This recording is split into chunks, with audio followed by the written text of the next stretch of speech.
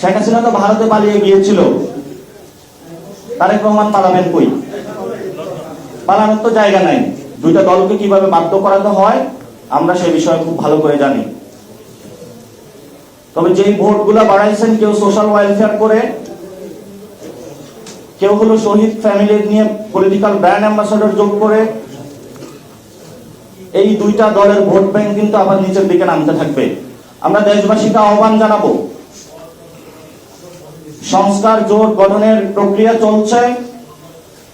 পুরো বাংলাদেশ আপনাদের বুকে দাড়িপাল্লার ব্যাচ থাকুক, ধানের ব্যাচ থাকুক, বুথে গিয়ে কিন্তু আপনারা এই যে সংস্কার জোটে ভোটটা দিয়ে আসবেন। কারণ যদি ধানের ব্যাচে আপনারা ভোটটা দেন তাহলে বাংলাদেশে কোনো সংস্কার হবে না। দাড়িপাল্লার যদি আপনারা সেখানে ভোট দেন কোনো সংস্কার হবে না। আর আমরা আগামীর পার্লামেন্টে কোনো একক নেতৃত্বে পার্লামেন্ট দেখতে চাই না। কারণ সংস্কার প্রক্রিয়াকে বাধা দিয়ে উনি ইতিমধ্যেই দেখিয়ে দিয়েছেন যে আমি সংস্কারের বিরোধী, আমি রাজা, আমি ফেসিস্ট হয়ে ওঠার প্রচেষ্টায় আছি। তাহলে একটা ফেসিস্টকে বিদায় করে কেন আমি আরেকটা ফেসিস্টকে নিয়ে আসব? এটা তো কোনো যৌক্তিকতা হতে পারে না। শেখ হাসিনা তো ভারতে পালিয়ে গিয়েছিল, তারেক রহমান পালাবেন কই? পালানোর তো জায়গা নাই।